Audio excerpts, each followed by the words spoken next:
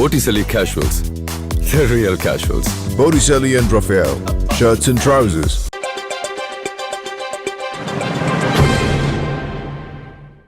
பிடி நேஷனல் பகுதியில் இன்னைக்கு நம்ம முதலாவதா பார்க்க இருக்க செய்தி என்ன அப்படின்னா, மத்திய பிரதேசம் ஹர்தாவில் இருக்க பட்டாசு ஆலை ஒன்றில் தீ விபத்து ஏற்பட்டிருக்கு. அந்த தீ விபத்துல 6 பேர் பலியாயிருக்காங்க, 100க்கும் மேற்பட்டோர் படுகாயம் அடைஞ்சிருக்காங்க. அந்த பட்டாசு ஆலையில ஏற்பட்ட தீயணைப்பு வாகனங்கள் மூலம் அணைக்கிற முயற்சியில ஈடுபட்டு வர்றாங்க. இதை தொடர்ந்து அந்த விபத்துல சிக்கி உயிரிழந்தவங்க குடும்பத்துக்கு தலா 6 லட்சம் நிதியுதவி வழங்கப்படும் அப்படின்னு மத்திய பிரதேசத்தோட முதல்வர் மோகன் யாதவ் அறிவிச்சிருக்காரு.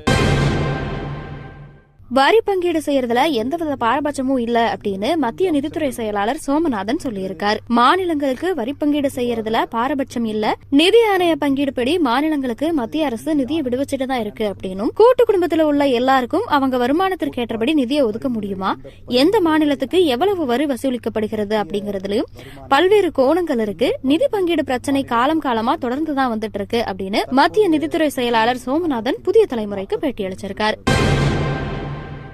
பாத யாத்திரையில தொண்டருக்கு நாய் பிஸ்கட் கொடுத்ததா எழுந்த சர்ச்சை குறித்து காங்கிரஸ் எம்பி ராகுல் காந்தி விளக்கம் கொடுத்திருக்கார். அதாவது, கூட்டத்தை கண்டு நாய் நடுங்கினதுனால பிஸ்கட்டை உரிமையாளர்கிட்ட கொடுத்து நாய்க்கு கொடுக்கும்படி சொன்னேன், இந்த சின்ன விஷயத்த ஏன் பெருசாக்குறீங்கன்னு புரியல அப்படின்னு சொல்லியிருக்காரு.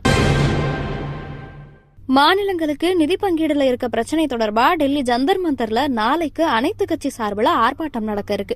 அந்த ஆர்ப்பாட்டத்துல நிர்மலா சீதாராமன் கலந்துக்க கர்நாடக முதல்வர் சித்தராமையா அழைப்பு விடுத்திருக்கார். கர்நாடக மாநிலத்திலிருந்து தேர்ந்தெடுக்கப்பட்டவர் அப்படிங்கிற முறையில மத்திய நிதியமைச்சருக்கு அழைப்பு விடுத்ததா சொல்லியிருக்காரு.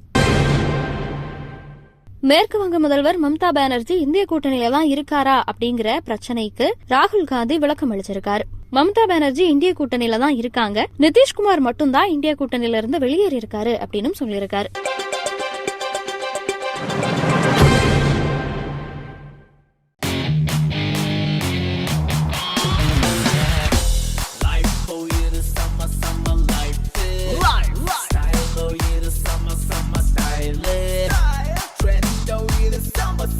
Botticelli Casuals. The real casuals.